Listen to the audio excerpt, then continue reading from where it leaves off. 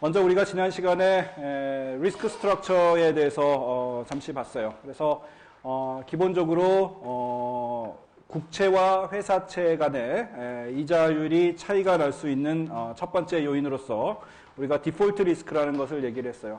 즉 국채라고 하는 것은 파산할 확률이, 정부가 발행하는 국채는 정부가 파산할 확률이 지극히 낮지만 여기에 비해서 회사채 같은 경우에는 상대적으로 파산할 확률이 높기 때문에 그 파산할 확률에 따라서 디폴트 리스크라는 것이 이 국채와 회사채 간에 다르게 나타나고 거기에 따라서 회사채의 이자율이 더 높게 형성될 수 있다, 이렇게 얘기를 했었어요.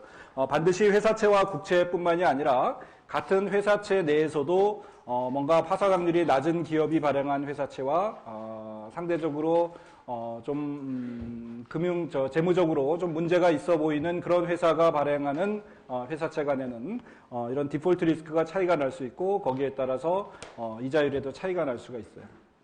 또 마찬가지로 같은 국채라고 하더라도 어느 나라 정부가 발행했느냐에 따라서 이를테면 파산 확률이 가장 낮은 정부, 이를테면 미국 정부가 발행한 국채의 이자율과 우리나라 정부가 발행한 국채 이자율은 같지 않을 것이고, 또 이를테면 요새 다시 조금 문제가 될 수 있는 그리스라든지 이런 나라들이 발행한 국채 이자율은 우리나라가 발행한 국채 이자율보다 훨씬 더 높게 형성이 될 거예요.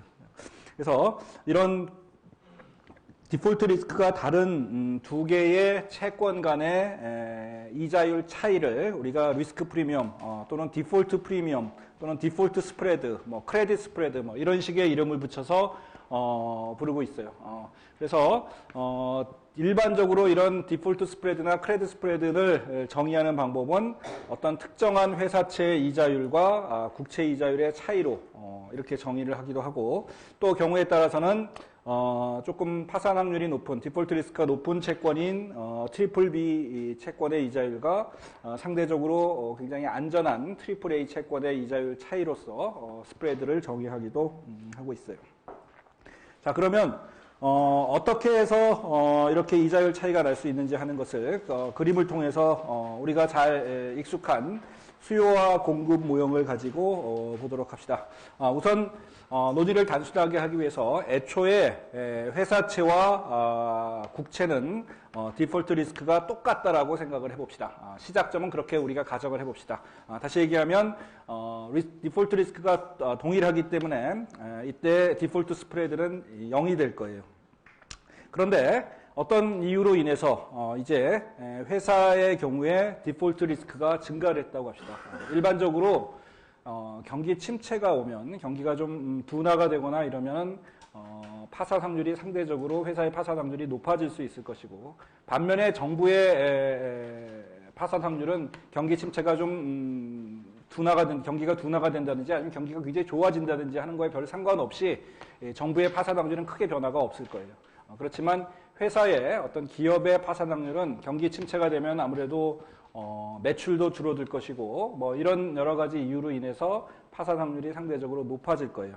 이렇게 경기 침체가 와서 이제 기업의 파산 확률이 좀 높아졌다라고 합시다. 이렇게 파산 확률이 높아지면, 예를 들어서 파산 확률이 제로일 경우에 이 회사의 기대 수익률이 10%였다. 근데 파산 확률이 이제 10%가 됐다고 합시다. 90%는 파산 안 하고 10%의 확률로 파산을 하게 되는 그런 상황을 생각을 해봅시다. 그러면 일단 파산이 되면 그 채권의 원금과 이자를 하나도 돌려받지 못할 것이기 때문에 파산됐을 경우에 수익률은 0%가 될 거예요. 파산하지 않았을 경우에는 10%, 파산할 경우에는 0%. 그렇다 그러면 기대 수익률은 얼마가 되겠어요? 90%의 확률로 10%의 수익을 올릴 수가 있고, 10%의 확률로 0%의 수익이 되니까 결국 확률로 가중 평균을 하면 9% 정도의 수익이, 기대 수익이 되겠죠. 파산 확률이 하나도 없었을 때는 10%였는데 파산 확률이 플러스가 되면서 10%가 되면서 기대 수익률이 하락을 할 것이고, 기대 수익률이 하락을 하면 이런 회사채에 대한 수요가 감소를 하겠죠. 따라서 원래의 시점에서 여기가 이제 회사채 시장이고,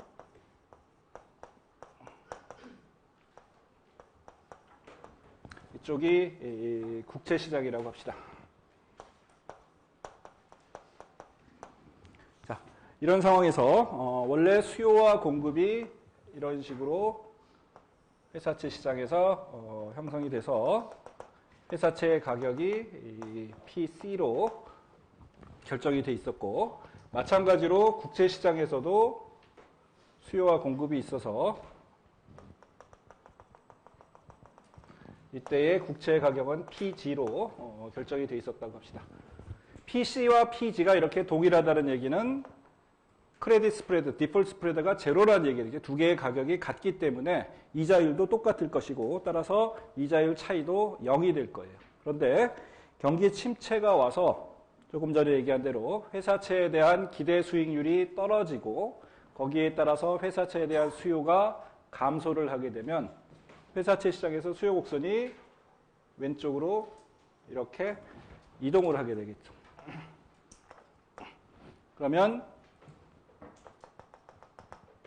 회사채의 가격이 하락을 하게 될 것이고, 반면에 이제 경기 침체가 돼서 회사채에 대한 수요는 줄어드는 대신에 동시에 사람들이 이제 좀 더 안전한 채권인 국채를 더 사려고 한다라고 생각을 해봅시다. 그러면 회사채 수요가 감소하는 대신에 국채에 대한 수요는 증가할 수도 있을 거예요. 그렇게 된다 그러면 국채에 대한 수요 곡선은 오른쪽으로 이동을 하게 돼서 국채의 가격은 PG 프라임으로 상승을 하게 될 거예요. 그러면 지금 여기서 보는 것처럼 이만큼의 이제 가격 차이가 발생을 하게 되고, 즉 국채의 가격이 회사채의 가격보다 더 높아졌어요. 이게 높아졌다는 얘기는 국채에 대한 이자율이 회사채에 대한 이자율보다 더 낮아졌다는 뜻이 되겠죠. 채권 가격과 이자율 간에는 역의 관계가 있으니까 국채 가격이 높아졌다는 얘기는 국채 이자율이 회사채 이자율보다 더 낮아졌다는 얘기가 될 거예요. 그래서 회사채에 대한 이자율과 국채에 대한 이자율의 차이가 원래는 제로였는데 이제 플러스 값으로 이렇게 변했어요. 이 부분이 우리가 얘기하는 디폴트 스프레드, 크레딧 스프레드가 되겠어요. 물론 경기가 좋아졌다고 해서 이 스프레드가 다시 제로가 되는 것은 아니고, 다만 경기가 좋아질 때는 회사채에 대한 디폴트 리스크가 좀 줄어들 것이기 때문에 일반적으로 꼭 그런 건 아니지만 대략적으로 보면 경기 침체가 발생하면 이 스프레드가 좀 더 벌어지고, 경기가 좋아지면 스프레드가 좀 줄어들고, 0으로 가는 건 아니더라도 좀 줄어들고, 그래서 경기 변동에 따라서 이 스프레드가 늘어났다 줄어들었다 하는 것이 이제 반복이 될 거예요. 그런 얘기들이 나와 있고, 자, 그래서 경기 상황과 상관없이 사실은 회사채와 국채 간에는 디폴트 리스크가 다르기 때문에 상대적으로 크기가 커졌다 작아졌다 할지 모르지만 이 값은 사실은 항상 플러스 값을 유지를 하게 돼요. 그래서 디폴트 리스크 이거를 뭐 그런 이 차이를 디폴트 스프레드라고 부르기도 하고, 또 어떤 경우에 그냥 리스크 프리미엄 이렇게 부르기도 해요. 그래서 이놈은 항상 상대적인 크기는 왔다 갔다 할지 모르지만 플러스 값을 가질 것이다. 그러면 그 다음 문제는, 우리가 여기서 한번 생각해 봐야 될 문제는, 회사채가 국채에 비해서 더 디폴트 리스크가 크다는 거는 우리가 쉽게 이해가 가는데, 이 그냥 회사채라고 하지 말고 여기에는 사실은 굉장히 많은 서로 다른 회사들이, 개별 회사들이 발행한 채권들이 있을 거예요. 그래서 여기 IC라고 한 것은, 여기 회사채 시장이라는 것은 그것을 뭉뚱그려서 어떤 대표적인 그냥 회사채가 있다고 가정을 한 것에 불과해요. 개별 회사채를 보면 어떻게 되느냐? 개별 회사채를 보면 우리가 아까도 얘기했지만 트리플 A 기업도 있고, 트리플 A 기업이 제일 좋은 기업이죠. 제일 건전한 기업이라고 얘기할 수 있어요. 그 다음에는 더블 A, 그리고 싱글 A, 트리플 B, 더블 B 이런 식으로 회사들이 등급이 매겨져 있어요. 어느 정도 안전한가에 따라서, 디폴트 리스크의 크기에 따라서 등급을 이렇게 매겨서 하고 있어요. 근데 이 등급을 누가 매기느냐? 소위 말해서 신용평가 회사라고 하는 데서 대표적으로 국제적으로 가장 유명한 신용평가 회사들, 크레딧 레이팅 에이전시라고 하는데, 뭐 S&P라든지 무디스라든지 피치라든지 이런 회사들이 있고, 우리나라 내부에서도 역시 뭐 한국 기업평가, 한국 신용평가 이런 몇 개 회사들이 지금 큰 세계 회사들이 존재를 하고 있어요. 요새 네 번째 신평사, 신용평가 회사를 정부가 허가를 하느냐 마느냐 뭐 이런 것들이 약간 논란이 되고 있지만 현재는 세 개의 큰 신용평가사들이 활동을 하고 있어요. 그래서 어떤 기업이, 예를 들어서 어떤 기업이 내가 회사채를 발행하고 싶다. 그러면 회사채를 발행하는 첫 한 가지 요건 중에 하나가 이런 신용평가 회사에 가서 그 회사채에 대한 신용 등급을 받아야 돼요. 가서 내가 발행하는 회사채가 몇 등급이냐, 트리플 A냐, 싱글 A냐, 아니면 뭐 더블 B냐 이런 거를 받아야지만 회사채를 발행을 할 수가 있어요. 그렇게 규제를 만들어 놓은 것은, 신용 등급을 받도록 만들어 놓은 것은 투자자들한테 이 기업이 발행하는 채권이 과연 어느 정도의 디폴트 리스크가 있는 것이냐 하는 것을 알려주기 위해서, 그 정보를 투자자들한테 주기 위해서 이런 식으로 제도를 만들어 놨어요. 그래서 예를 들어서 어떤 신용평가회사의 기업이 신용평가회사가 받았더니 더블 A를 받았다. 그러면 대충 더블 A 등급에서 뭐 대략적으로 이 회사가 발행하는 채권의 이자율은 어느 정도로 결정이 되고 뭐 이런 식으로 이루어질 거예요. 그래서 더블 A 기업들은 대개 이자율이 비슷하고 싱글 A 기업들도 좀 비슷하고, 그러니까 더블 A 기업보다는 싱글 A 기업의 이자율이 더 높고 하는 것이 일반적이에요. 물론 그 회사, 각각의 회사의 사정에 따라서, 경우에 따라서는 그런 것이 약간 역전되기도 하는 경우가 있지만, 길게 보면은 대략적으로 싱글 A가 더블 A보다는 이자율이 높고 더블 A가 트리플 A보다는 이자율이 높게 시장에서 형성이 되고 있어요.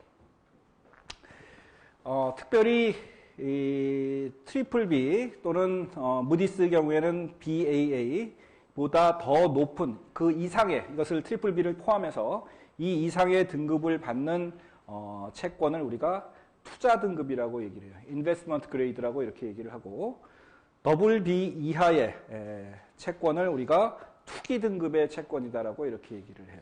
그래서 투자 등급은 디폴트 리스크가 낮고 투기 등급은 상대적으로 디폴트 리스크가 높은 그런 채권이 되겠어요. 이 투기 등급의 채권을 경우에 따라서는 정크본드라고 부르기도 하고, 정크본드라는 말에 정크가 너무 어감이 별로 안 좋다 그래서 경우에 따라서는 하이일드 본드라는 말을 쓰기도 해요. 하이일드라는 말은 우리 YTM, Yield to Maturity, 그 이자율이라고 그랬죠. 이 투기 등급일수록 이자율이 높기 때문에 이자율이 높은 채권이다. 뭐 이런 식으로 말을 좀 순화해서 부르기도 하고 있어요.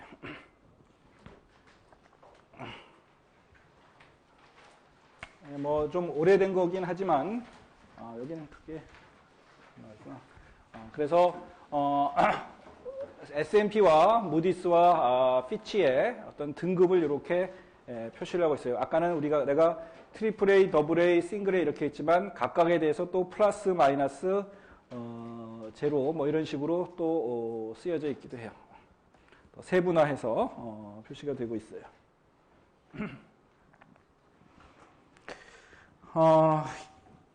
과거에는 과거라는 건 아주 오래 전에는 특히 이제 미국 같은 경우에서 투기 등급으로 즉 더블 B 이하로 채권이 발행되지를 못했어요. 사실 우리나라도 지금 현재 그렇고, 그 얘기는 무슨 얘기냐면 등급을 보면 더블 B도 있고 뭐 싱글 B도 있고 이렇게 쭉 있는데, 이런 채권들은 처음에 발행될 때는 다 투자 등급으로 발행이 됐다가 회사의 사정이 안 좋아지면서 투기 등급으로 강등이 된 그런 채권들이에요. 처음부터 투기 등급으로 채권이 발행되지는 않았었어요. 현재 우리나라도 투기 등급으로는 채권이 잘 발행되지를 못해요. 왜? 발행해봤자 수요자가 없으니까. 이게 디폴트 리스크가 높다고 생각하고 아무도 잘 살라고 하질 않기 때문에, 비록 이자율이 높아도 대개 투자 등급으로만 채권이 발행이 되고 있었어요. 근데 이제 미국에서 70년대쯤 돼서 투기 등급으로 채권을 발행을 해주는 그런 것을 주선해주는 그런 업무를 본격적으로 시작을 하고, 그 과정에서 진짜 투기 등급 채권을, 즉 회사가 별로 그렇게 대부분의 경우에 이제 신생 회사겠죠. 처음 만들어진 회사인데 뭔가 히스토리도 별로 없고 처음 만들어지다 보니까 앞으로 뭐 시장에서의 평가도 그렇고 그래서 투자 등급을 받지 못하고 그냥 투기 등급으로만 받아서 채권을 발행을 할 수밖에 없었던 그런 회사들이 있었어요. 그런 회사들이 경우에 이제 자금 조달을 하는데 굉장히 어려움을 겪을 텐데 그런 회사들을 위해서 자금 조달을 해주는 뭐 선의로 해준 게 아니라 이런 회사들의 투기 등급 회사를 잘 고르면은 이 투기 등급 채권에 대한 투자가 굉장히 높은 수익률을 올릴 수 있겠다. 디폴트 리스크를 감안하더라도 그런 판단하에서 이 업무를 본격적으로 시작한 사람이 있었어요. 그 사람이 마이클 밀켄이라는 사람이었는데 그래서 정크본드의 왕 뭐 이런 식으로 뒤에 불리고 그래서 이 사람이 투기 등급 채권을 발행을 주선을 해주는 그 전에는 전부 투자 등급에서 투기 등급으로 강등된 우리가 그것을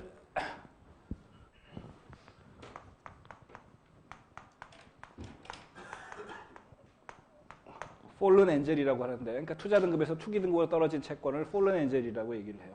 반대로 투기 등급에서 투자 등급으로 올라간 거를 라이징 스타라고 이렇게 부르고 있는데 채권 시장에서 이 투기 등급 채권은 전부 다 폴른 엔젤이었어요. 근데 처음 발행 때부터 투기 등급으로 채권을 발행을 이제 주선을 해주고 그 업무를 해서 이런 신생기업들, 대부분의 신생기업들한테 자금 조달하게 해준 사람이 이제 마이클 밀켄이라는 사람이에요. 그래서 이런 업무를 하면서 엄청난 돈을 벌었고, 그래서 나중에 이제 여러분들 그 월스트리트라는 영화가 있어요.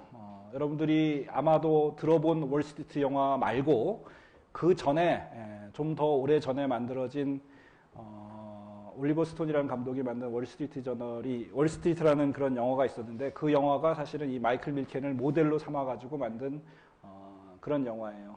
한 80년대, 90년대쯤 됐던 90년대쯤 나온 영화 같은데. 근데 마이클 밀켄이 이렇게 엄청나게 돈을 벌다 보니까 이제 옆에서 견제도 막 들어오고 그래서 나중에는 그 뉴욕시의 검찰총장을 하던 루디 줄리안이라는 사람이 있어요. 나중에는 이제 뉴욕시 시장이 됐는데 이 사람이 이제 약간 자기 정치적 야심 뭐 이런 것도 관련이 되고 그래서 마이클 밀켄을 수사를 했어요. 그래서 뭔가 사기죄, 그다음에 증권 범죄 이런 걸로 해가지고 마이클 밀켄이 나중에 감옥에도 가고 그래서 감옥에 갔다 온 다음에 이제 감옥에서 암이 걸려가지고 중간에 나왔는데 참 미국 같은 경우에 여담이긴 한데 우리나라하고 좀 다른 게 뭔가 이런 증권 범죄 같은 거를 하게 되면 형량도 물론 굉장히 길지만 나와서 그 업종에 다시 일을 하지 못하도록 돼 있어요. 우리나라는 뭐 여러분들 다 있지만 주식시장에서 무슨 작전 그래갖고 뭔가 사기치고 막 이러다가 감옥 갔다 온 다음에 또 하고 뭐 이런 경우도 있는데 미국 같은 데는 그런 게 참 불가능해요. 그 사람에 대해서 다 공시가 돼버리고 그래서 그 업종에는 다른 직업을 하는 데는 문제가 없지만 그 직업은 못 갖도록 하는 그런데 나와서 이제 뭐 돈을 워낙 많이 벌었으니까 그럼에도 불구하고 그래서 뭐 자기가 재단을 만들어서 뭐 교육이나 뭐 좀 좋은 일에 자기가 번 돈을 지금 쓰고 아직도 살아 있어요. 마이클 밀켄이라는 사람이 그런 스토리가 있어요. 자, 어쨌든 그때 마이클 밀켄이 이제 주선을 해서 이렇게 정크본드 시장에서 자금을 조달하게 해서 지금 큰 회사가 된 그런 회사들이 미국에 굉장히 많아요. 여러분들이 들어보면 알만한 기업들이 굉장히 많이 있어요. 자, 그 다음에 이제 지금까지 우리가 배운 거를 하나의 예로서 우리 글로벌 금융위기 때 디폴트 스프레드가 어떻게 됐었는지 하는 거를 봅시다. 글로벌 금융위기가 나니까 당연히 경기 침체가 굉장히 심해지고 그 과정에서 이제 상대적으로 디폴트 리스크가 원래 조금 컸던 기업들은 더 굉장히 많이 커지는 그런 상황이 발생을 했었어요. 그래서 트리플 A 기업이 트리플 B 기업이 트리플 A 기업보다 더 큰 영향을 받게 되고 그래서 소위 말해서 디폴트 스프레드가 굉장히 크게 벌어지는 또 국채에 비해서도 회사채와 국채 간의 이자율 차이가 굉장히 벌어지는 그런 상황이 발생을 했어요. 그 이유는 아까 여기서 얘기한 이런 식의 이유로 뭔가 글로벌 금융위기가 와서 뭔가 사정이 굉장히 안 좋아지니까 회사채에 대한 수요는 줄어들고, 왜냐하면 기업들이 언제 망할지 모르기 때문에 사람들이 회사채는 가지고 있으려고 하지가 않고, 반면에 글로벌 금융위기가 미국에서 시작됐지만 미국 국채는 그래도 안전하다고 생각해서 미국 국채에 대한 수요는 늘어나고, 이러면서 디폴트 스프레드가 굉장히 벌어지기 시작을 했었어요. 이렇게 뭔가 위기가 된다든지 사정이 굉장히 안 좋아졌을 때 시중에 있는 자금이 위험 자산보다는 상대적으로 안전한 자산으로 움직이는 현상, 지금 같은 경우에 회사채에 대한 수요는 줄어들고 안전한 디폴트 리스크가 낮은 국채에 대한 수요는 늘어나는 이런 현상, 이걸 우리가 플라이트 투 퀄리티라고 이렇게 얘기를 해요.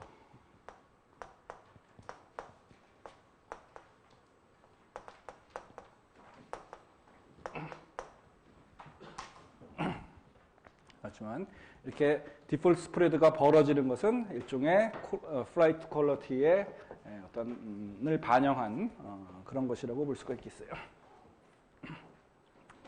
뭐 그림이 하나 넣어놨고,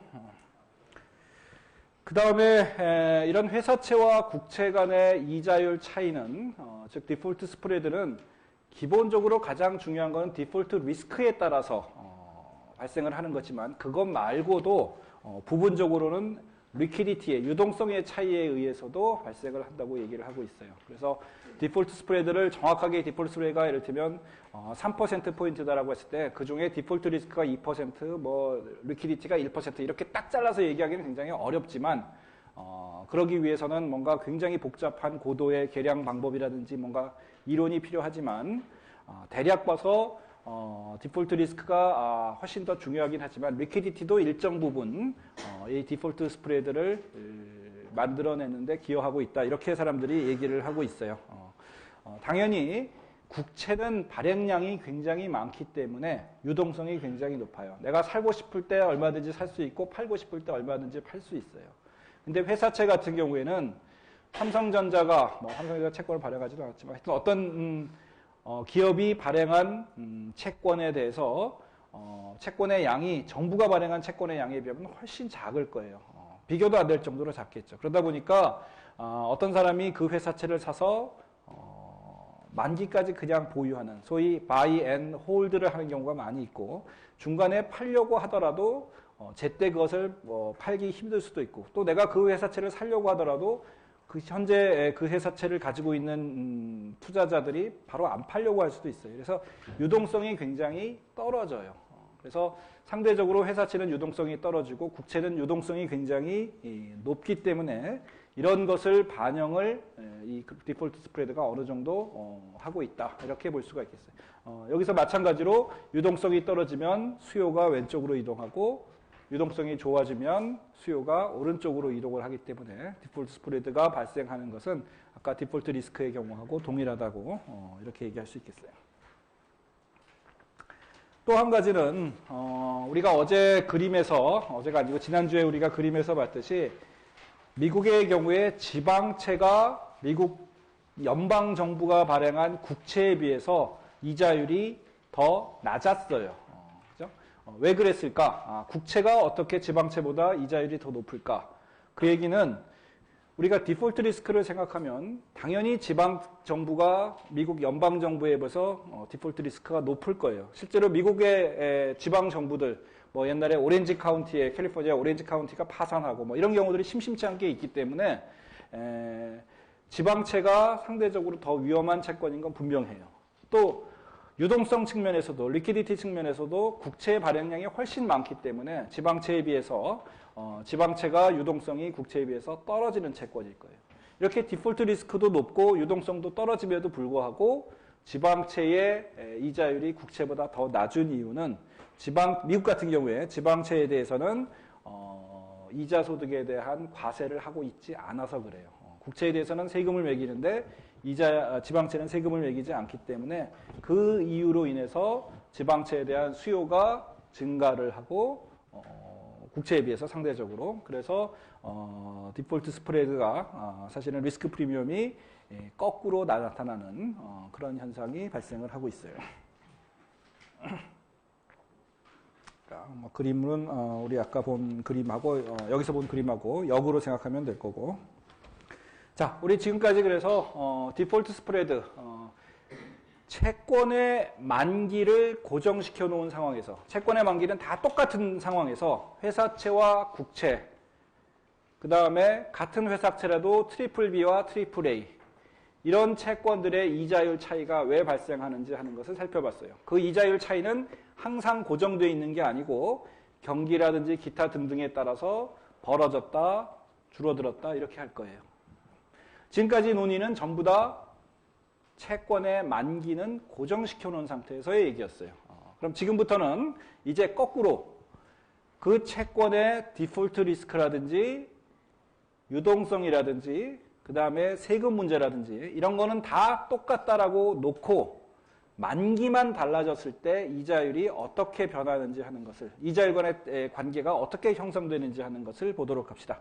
그것을 우리가 Term Structure of Interest Rate이라고 이렇게 불러요. 이자율의 기간 구조라고 이렇게 얘기를 해요.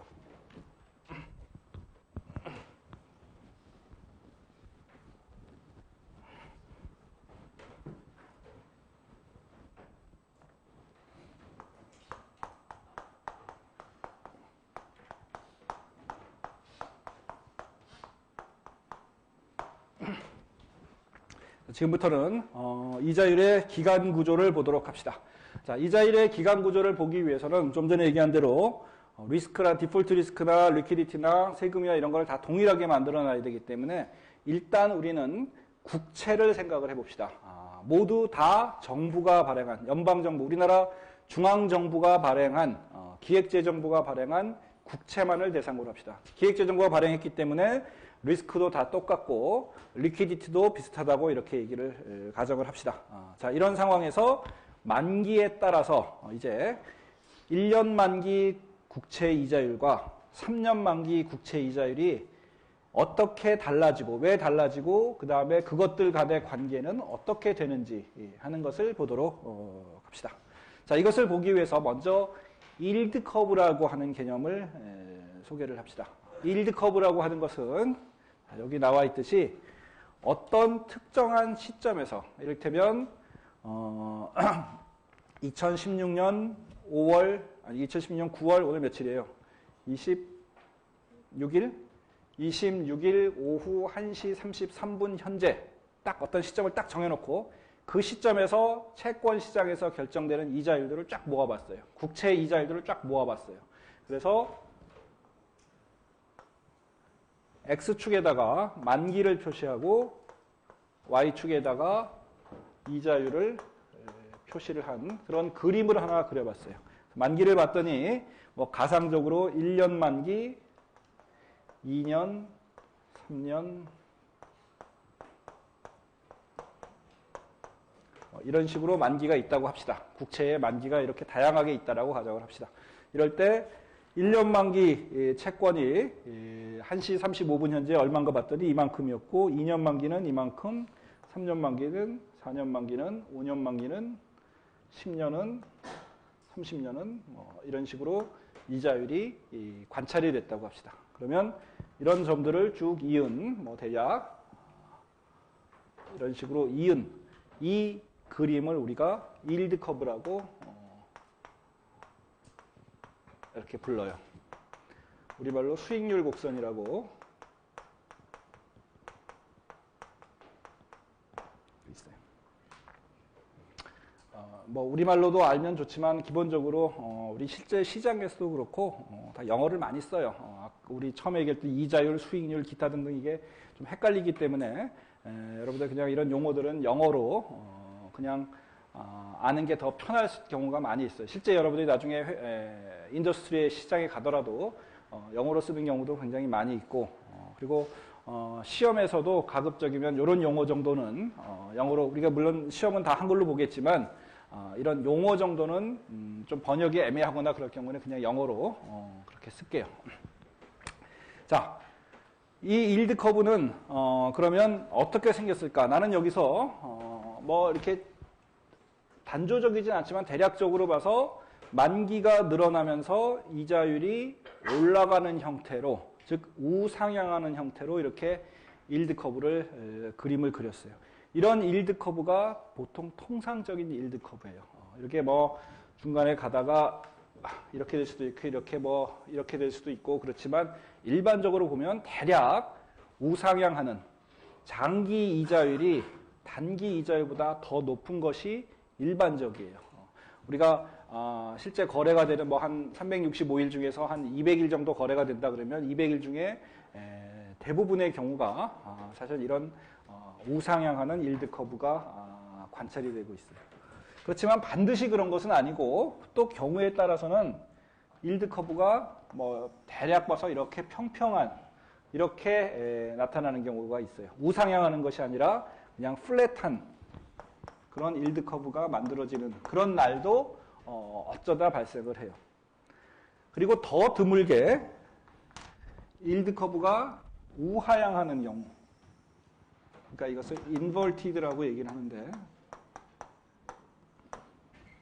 즉 단기 이자율이 장기 이자율보다 더 높은 그런 경우도 진짜 드물게 발생을 하고는 있어요. 꼭 그런 건 아닌데 어쩌다 한 번 정도는 이렇게 우하향하는 일드 커브가 만들어지기도 해요. 자, 그럼 이 텀 스트럭처를 우리가 공부하면서 이자율의 기간 구조를 공부하면서 우리가 해야 되는 것은 뭐냐? 일드 커브가 왜 이렇게 생겼을까 하는 것을 우리가 규명하는 것이 우리의 공부 목적이에요. 즉 조금 전에 얘기했지만 첫 번째, 일드 커브는 왜 대부분의 경우에 이렇게 우상향할까? 그리고 일드 커브는 또 왜 가끔씩은 이렇게 수평이거나 우하향하는 경우가 생길 텐데 이런 경우는 어떤 경우에 이런 일이 벌어질 수 있을 것인가? 뭐 이런 것들을 공부하는 것이 우리가 이 섹션에서 공부하는 목적이 되겠어요.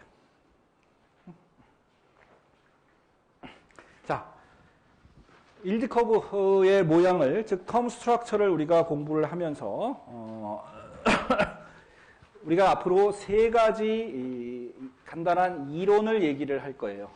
이 세 가지 이론이 궁극적으로 답을 해야 되는 내용은 다음과 같은 세 가지가 되겠어요.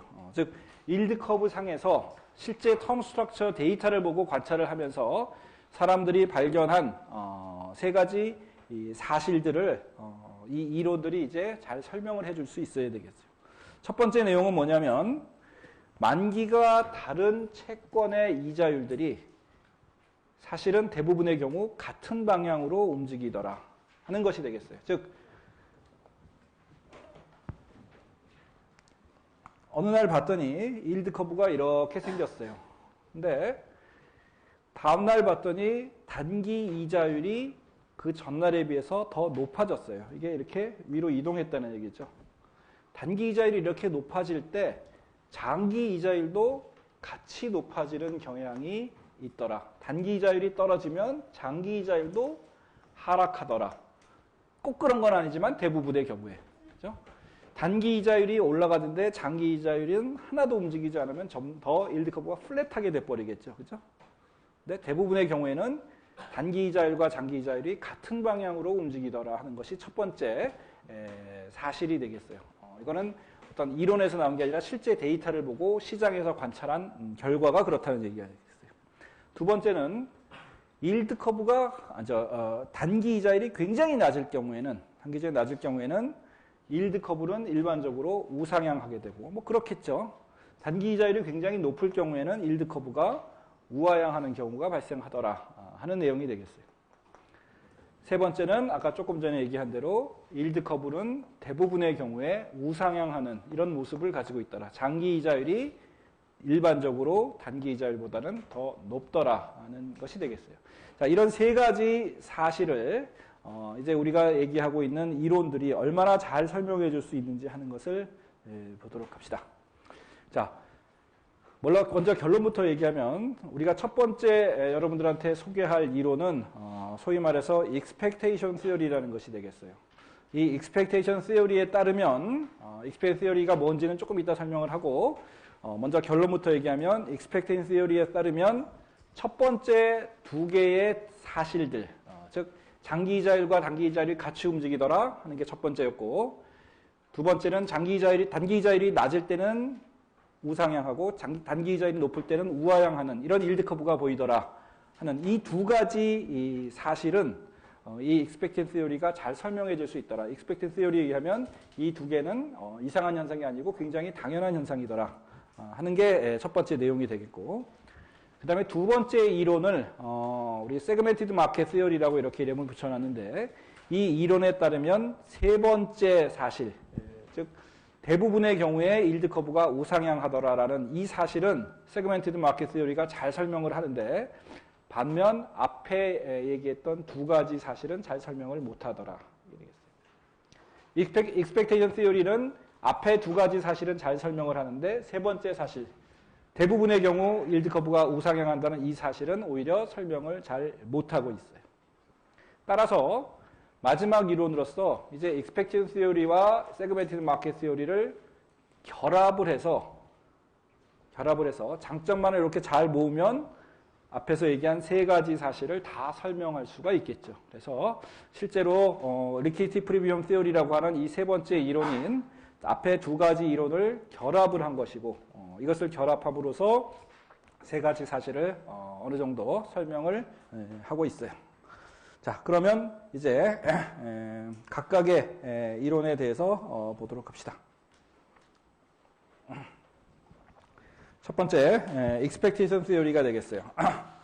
자, expectation theory라는 건 뭐냐 하면, 현재 시점에서의 장기 이자율은, 자, 오늘 시장에서 관찰되는 장기 이자율이라고 하는 것은 어떻게 결정된 거냐면, 오늘 시장에서 관찰된 단기 이자율과 내일, 모레, 그리고 그 이후에 벌어질 미래의 단기 이자율에 대한 예상치의 평균으로서 현재의 장기 이자율이 결정된다. 이런 것이 되겠어요. 이게 expected theory의 내용이 되겠어요.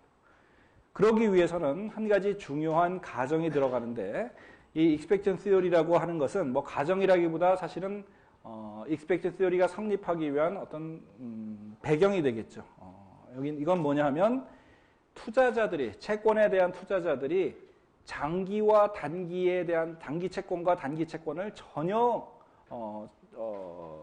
구별하지 않고 오로지 각각의 채권에서 나오는 기대 수익률만 보고 투자를 한다.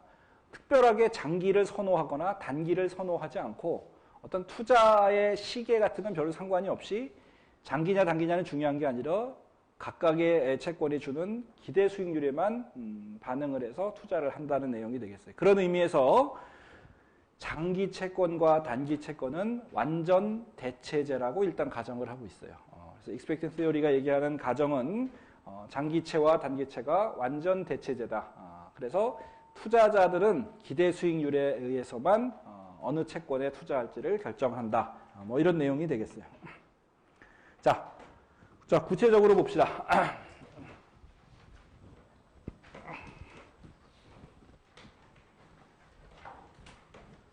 자, 두 가지, 어떤 투자자가 이제 두 가지 어떤 선택의 폭이 있어요.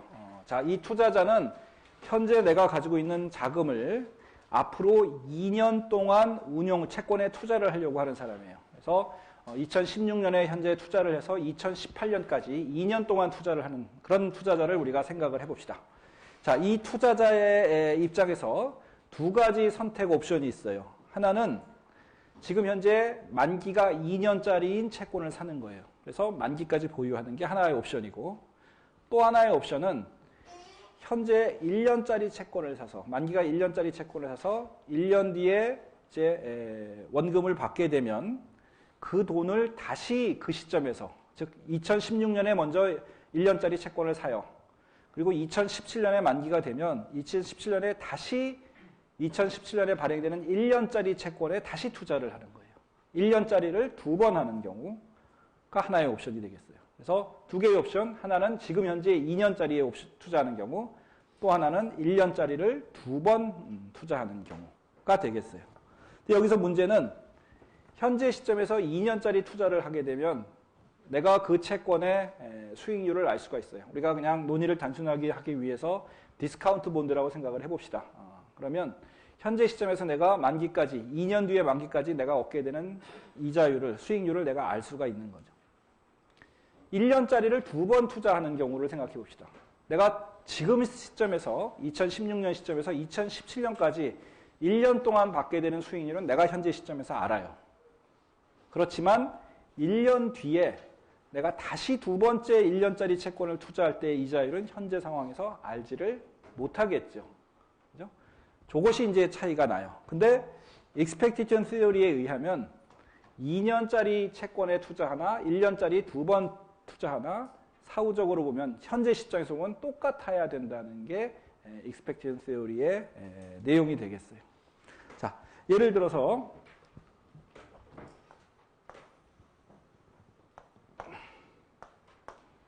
자, 현재 시점에서 2016년이라고 합시다. 이게 17년, 18년. 현재 시점에서 2년짜리 채권의 이자율이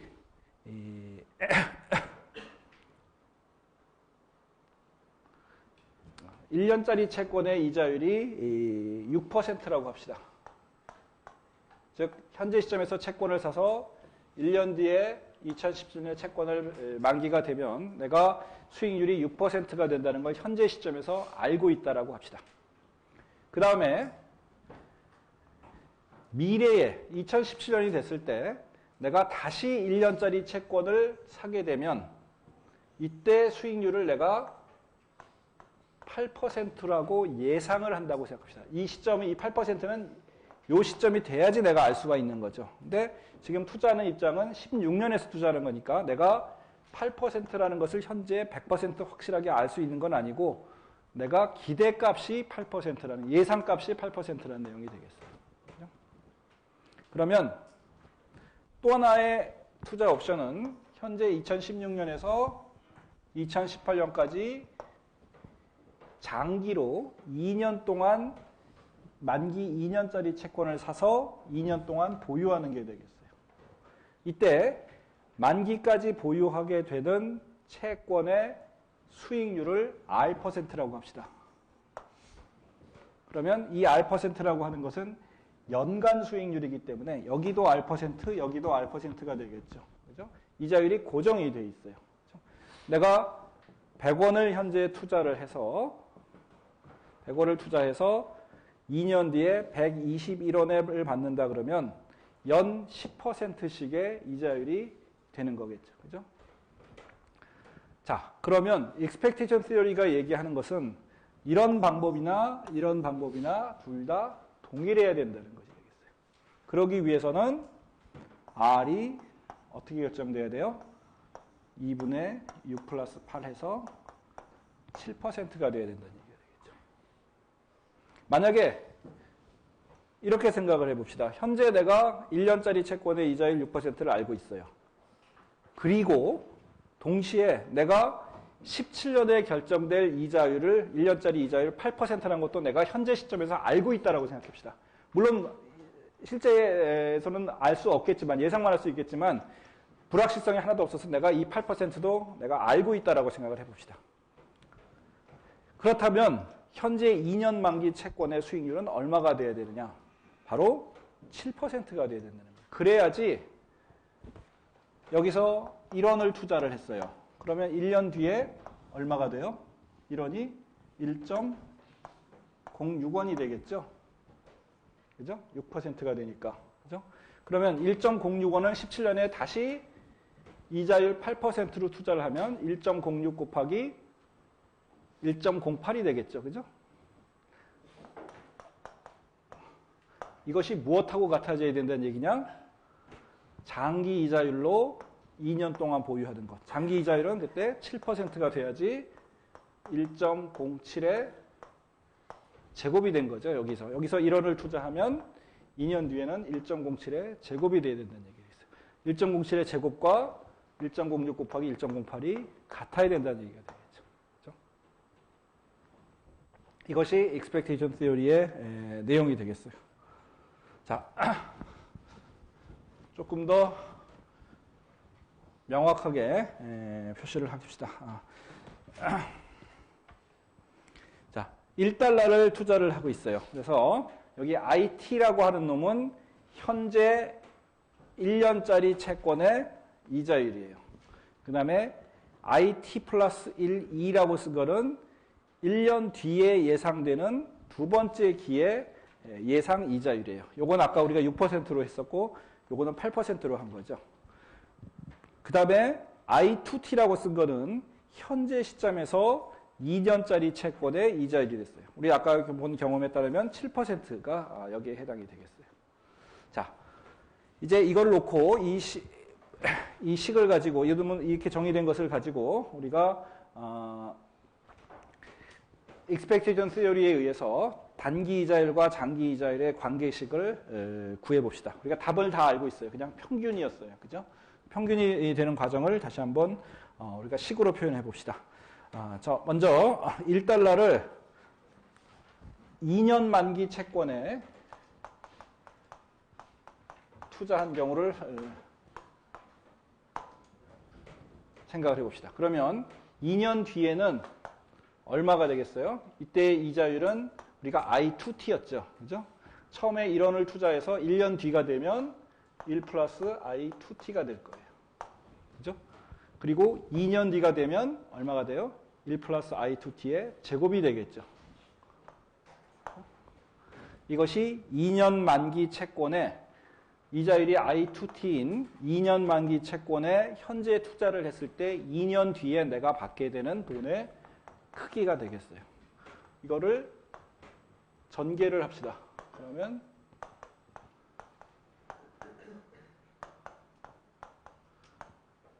이게 되겠죠.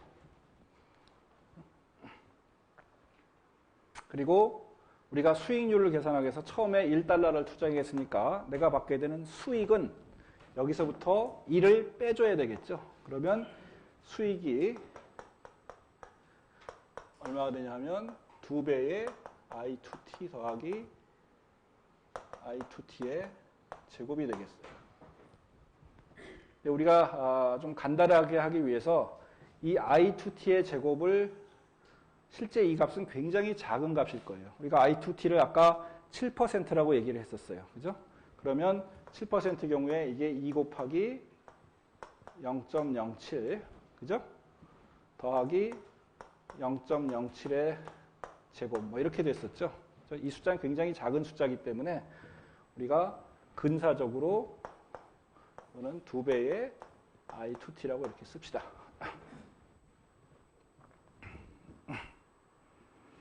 그 다음에 이제 1년 만기 채권을 2번 투자하는 게, 롤오버를 해서 2번 투자하는 경우를 생각을 해봅시다. 그러면 첫 번째, 현재 시점에서 1원을 투자해서 1년 뒤가 되면 1 플러스 IT만큼이 생길 거예요. 그죠? 현재 1년 만기 채권의 이자율이 IT니까 1 플러스 IT만큼이 생길 것이고, 그 다음에 1년 뒤에 이 금액을 다시 1년짜리 채권에 투자를 하게 되면 이거 곱하기 1 플러스 IT 플러스 1, 두 번째 기에 예상되는 금액. 이것이 현재 1달러를 1년짜리 채권에 2번 투자했을 때 내가 가질 것으로 예상되는 미래의 금액이 될 거예요. 이것도 역시 전개를 합시다. 그리고 빼기 1을 해서 수익을 만들기 위해서 빼기 1을 한 다음에 전개를 하면 여기 1 곱하기 1은 여기 마이너스 1을 해서 지워질 거고 IT 더하기 IT 플러스 1 더하기 이렇게 될 거예요. 역시 이 경우에도 이 값이 굉장히 작은 값일 것이기 때문에 근사적으로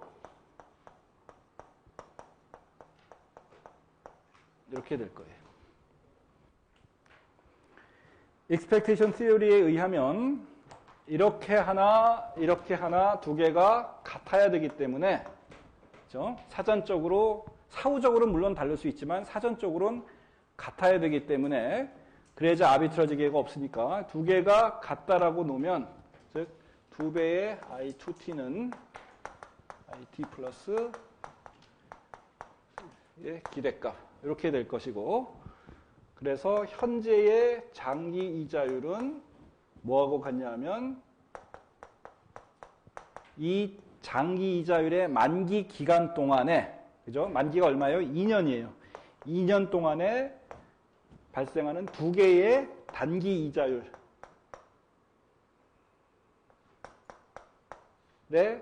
평균이 된다는 뜻이 되겠어요.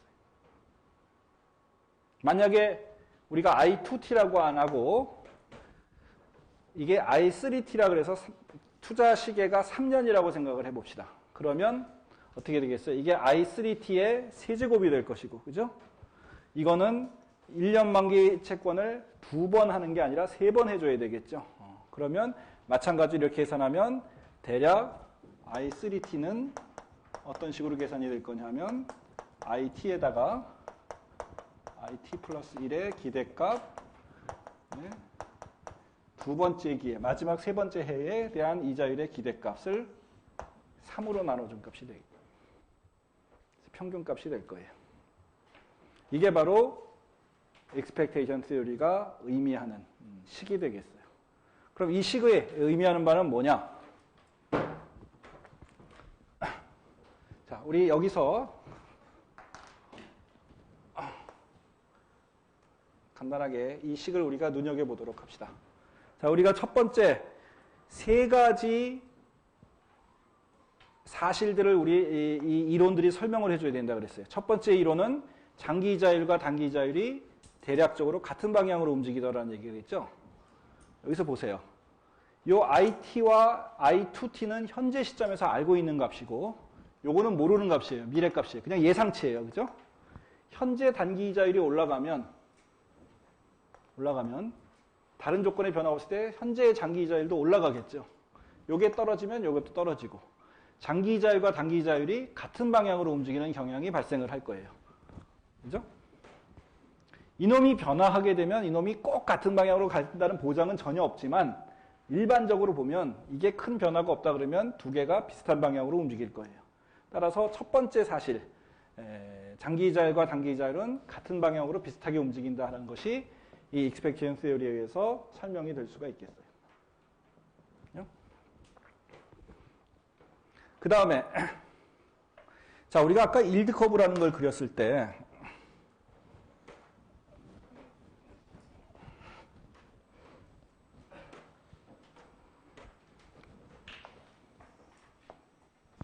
자, 여기가 만기 1년, 여기가 만기 2년이라고 합시다. 일드 커브를 그렸을 때 일드 커브가 이렇게 된다 그랬죠. 단기 이자율이 여기고 장기 이자율이 여기예요. 그렇죠? 그러면 이 일드 커브 지금은 이제 포인트가 두 개밖에 없지만 그래서 편의상 이 두 개의 포인트를 연결한 직선이 있다라고 생각을 하면 이 직선의 기울기는 뭐가 돼요? 일드 커브라는 것의 기울기는 어떻게 표시가 돼요? 기울기는 뭐예요? 이거 분의 요놈이겠죠? 그죠? 이거는 뭐예요? I2T죠. 요놈은 IT고. 그죠? 여기서부터 여기까지는 2년, 1년이었으니까 1이고. 그죠? 기울기는 I2T 빼기 IT가 되죠. 그죠? 이것이 지금 1년, 2년 이렇게 놨을 때는 일드 커브의 기울기가 돼요. 이 기울기를 뭐라고 표시를 하냐면 I2T 빼기 I1T를 우리 아까 리스크 스트럭처를 공부할 때 회사채 수익률과 국채 수익률의 차이를 뭐라고 불렀어요? 디폴트 스프레드라고 불렀어요. 그죠? 요 놈은 장기 이자율과 단기 이자율의 차이를 텀 스프레드라고 불러요.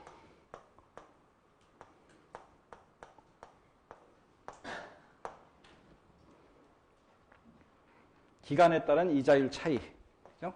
그래서 텀 스프레드라고 이렇게 부르고 있어요. 따라서 우리 이 식에서부터 이제 이 식을 가지고 텀 스프레드를 유도를 해봅시다. 다시 말하면 I2T-IT를 이 식으로부터 우리가 정리를 할 수가 있겠죠. 그죠? 어떻게 정리를 해요? 양변에다가 2배를 곱하면 2배 I2T는 빼기 it는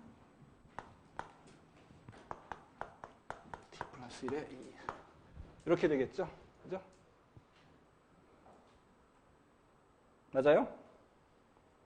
여기다가 2배를 곱하면 2배의 it가 되고 2배를 곱하니까 요 놈 없어지니까 그 요 놈을 왼쪽으로 이항을 시키면 그 다음에 양변에서 이제 it를 더 빼줍시다. 그러면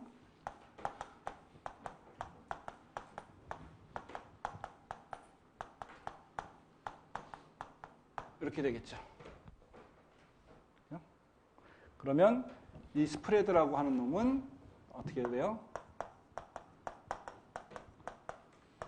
2분의 1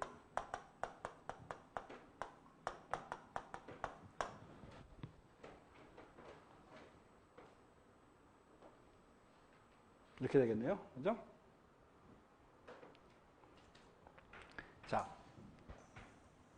이 스프레드가 자, 기울기가 굉장히 가파른 경우를 생각해 봅시다. 우리 아까 단기 이자율이 굉장히 낮으면, 즉 이놈이 굉장히 낮은 값이면 일드 커브가 굉장히 우상향 가능성이 많고, 단기 이자율이 높으면 오히려 우하향할 수도 있다. 이런 것이 두 번째 우리 팩트였어요. 그죠? 여기서 보듯이 만약에 이놈이 굉장히 낮은 값이다. 굉장히 낮은 값이다 그러면 이렇게 굉장히 낮은 값이면 사람들이 어떻게 예상할 수 있어요? 지금 현재 단기 이자율이 너무 낮으니까 앞으로는 정상화가 된다면 좀 올라갈 수 있을 것이다 라고 예상할 수 있겠죠. 이놈이 굉장히 낮을 때는 이놈이 어느 정도 좀 높은 값일 가능성이 있어요. 그래서 평균을 하다 보면 이 I2T라는 것은 이 두 개의 평균이기 때문에 IT보다 높아질 가능성이 있겠죠. 반대로 이놈이 굉장히 큰 값이에요. 현재 단기 이자율이 굉장히 높은 값이에요. 그러면 이게 비정상적으로 높다 그러면 사람들이 다음 기회는 단기 이자율이 정상화돼서 이것이 낮아질 거라고 예상할 수 있을 거예요. 그죠? 그래서 평균을 하다 보면 I2T가 IT보다 작아질 수가 있겠죠. 그래서 이놈이 굉장히 높을 때는 일드 커브가 우하향하고 이놈이 굉장히 낮을 때는 일드 커브가 우상향할 수가 있을 거예요. 그런데 세 번째 팩트, 일드 커브는 대부분의 경우에 우상향하더라 라고 하는 것은 expectation theory가 설명하지를 못하고 있어요. 왜? 만약에 이것이 우상향한다고 한다면 I2T가 I1T보다 크다는 얘기죠. 그죠? 우상향한다는 얘기는 크다는 얘기예요. 이 일드 커브의 텀 프리미엄, 텀 스프레드가 플러스 값이라는 얘기예요. 대부분의 경우에 이놈이 플러스 값을 갖기 위해서는 어떻게 돼야 돼요? 대부분의 경우에 이 값이 이 값보다 커야 되죠. 다시 말하면 대부분의 경우에 거의 모든 시점에서 사람들이 미래의 단기 이자율이 현재의 단기 이자율보다 더 높을 것이라고 예상하고 있어야만 일드 커브가 플러스 값으로 대부분 나타날 거예요. 근데 그거는 좀 이상하죠. 그죠? 현재 단기 이자율이 3%인데 이를테면 1년 뒤의 단기 이자율은 4%, 5%가 될 수도 있고 2% 이렇게 떨어질 수도 있고 그 확률은 현재 시점에서 반반이라고 보는 게 적당할 거예요. 그죠? 현재 3%인데 4% 올라갈, 5%로 올라갈 가능성이 훨씬 높다. 이렇게 예상하는 건 이상한 거예요. 따라서 expectation theory에 의하면 통상적인 보통의 일드 커브는 어떻게 생겼어야 돼요? 수평이라 해야 돼요. 그죠? 이놈이 이놈보다 클 가능성과 작을 가능성이 반반이라고 한다 그러면 평균적으로 일드 커브는 플랫하게 나타나야 될 거예요. 그럼에도 불구하고 현실적으로는 이렇게 나타난다는 얘기는 expectation theory 하면 이놈이 이놈보다 대부분의 경우 크다는 얘기인데 그거는 비현실적인 얘기다. 따라서 세 번째 우리가 봤던 팩트는 expectation theory가 설명을 하고 있지를 못해요. 그게 expectation theory의 굉장히 큰 단점이 됐어요. 따라서 그러면 그 세 번째 팩트를 어떻게 이론적으로 우리가 설명할 수 있을까 하고 사람들이 개발한 것이 이제 세 번째 내용이 되겠어요. 두 번째 이론이 되겠어요.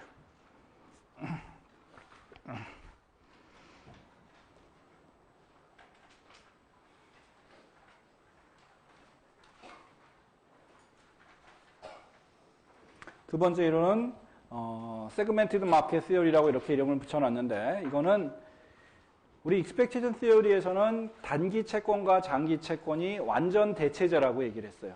근데 이 세그멘티드 마켓 시어리에서는 장기 채권과 단기 채권이 전혀 대체제가 아닌 완전히 분리된 시장에서 별도로 결정된다라고 이렇게 얘기를 하고 있어요. 자, 이게 무슨 얘기냐? 여기에 이제 한 가지 이 가정 내지는 그런 것이 추가가 되는데, 일반적으로 사람들은 단기 채권을 장기 채권에 비해서 선호한다라는 가정이 하나가 더 들어가요. 즉, 사람들은 채권을 사는데 단기 채권을 선호하지 장기 채권은 선호하지 않는다. 따라서 단기 채권에 대한 수요가 증가하고 장기 채권에 대한 수요는 작아져서 장기 채권에 대한 수요가 증가하니까 장기 채권에 대한 가격이 어떻게 되겠어요? 하락을 하고 장기 채권에 대한 장기 채권은 가격이 하락하고 장기 채권은 반대로 장기 채권은 가격이 올라가고 단기 채권은 가격이 하락해서 텀 스프레드가 대부분의 경우 플러스 값을 가질 것이다 라는 게 이 세그멘티드 마켓 시어리의 내용이 되겠어요. 그렇지만 이 세그멘티드 마켓 시어리는 아까 우리가 얘기한 첫 번째, 두 번째 내용은 또 설명을 하고 있지를 못해요. 따라서 세 번째 이론으로서 이제 두 개의 이론을 결합한 리퀴디티 프리미엄 시어리라는 것을 사람들이 개발을 했어요. 자, 이게 뭐냐? 것을 보도록 합시다.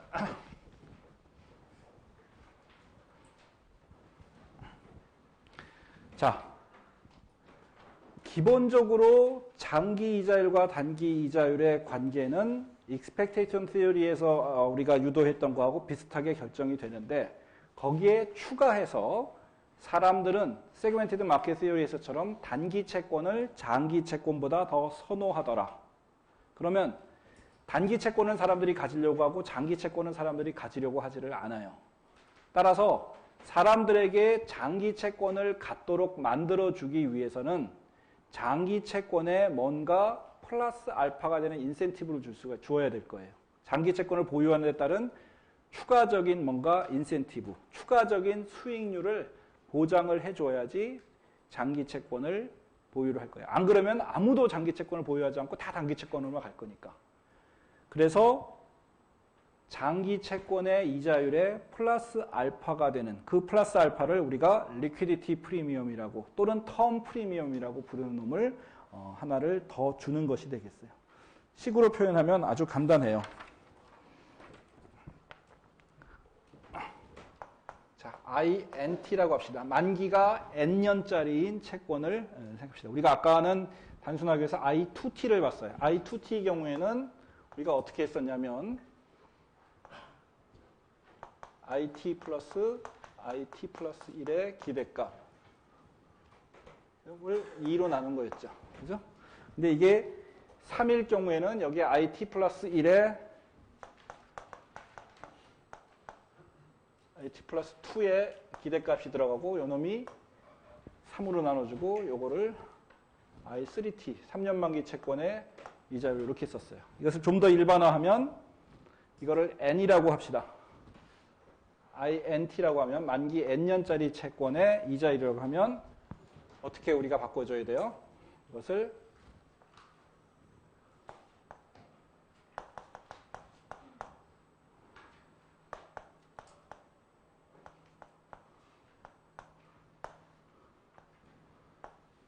이런 식으로 바꿔줘야 되겠죠? 그렇죠? 모두 n개짜리에 1년짜리가 n개가 들어가 있는 거고 그것을 n으로 나눠준 게 INT라는 장기 이자율이 되겠어요. 여기까지가 우리가 아까 봤던 expectation theory가 얘기하는 바예요. 그죠? 근데 여기다가 segmented market theory의 내용을 하나 더 집어넣어서 사람들이 단기 채권은 가지려고 하는데 장기 채권은 안 가지려고 한다. 그럼 장기 채권을 보유하는 데 따라서 추가적인 인센티브를 줘야 된다. 그 추가적인 인센티브는 이 장기 이자율이 요것보다 이렇게 결정되는 것보다 더 높게 만들어줘야 된다. 그래서 여기다가 플러스 이런 놈의 텀이 하나 더 들어가는 우리가 이 놈을 뭐라고 부르냐면 리퀴디티 프리미엄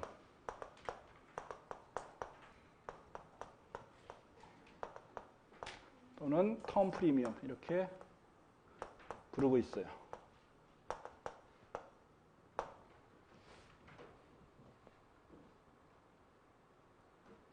그래서 여기 L이라고 쓴 놈에 NT라고 표시했고 여기 하첨자로 NT라고 표시한 거는 두 가지 의미가 있어요. 하나는 이렇게 씁시다. 먼저 T를 빼버리고 LN이라고 한번 써봅시다. 이 얘기는 무슨 얘기예요? 만기에 따라서 이 리퀴디티 프리미엄이 다르다는 걸 의미해요. L2와 L3와 L4와 L10이 다 다른 값이에요. 그렇죠? 10년짜리 채권을 보유하는 데 따른 리퀴디티 프리미엄이 일반적으로 2년짜리 채권에 대한 리퀴디티 프리미엄보다는 크겠죠. 그렇죠? 더 장기니까. 그래서 만기에 따라서 리퀴디티 프리미엄이 올라간다는 걸 의미해요. 그 다음에 여기다가 T라고 또 하나 이렇게 쓴 것은 올라갈 뿐만 아니라 그때그때 이놈의 값이 상수가 아니고 변할 수 있다는 걸 또 의미를 해요. 일단은 T는 제껴놓고 만기에 따라서만 이렇게 리퀴디티 프리미엄이 다르다고 합시다. 장기일수록 리퀴디티 프리미엄이 텀 프리미엄이 더 크다라고 생각을 해봅시다.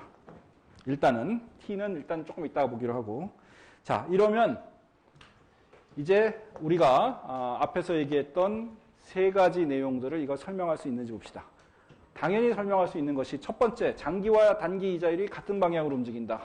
단기 이자율이 올라가면 장기 이자율도 올라가기 때문에 같은 방향으로 올라간다는 것은 아까 expectancy theory에서 본 거하고 똑같아요. 또 단기 이자율이 굉장히 낮으면 이도비 앞으로 올라갈 것으로 사람들이 예상하기 때문에 yield 커브가 우상향한다. 즉 INT가 IT보다 커질 거다.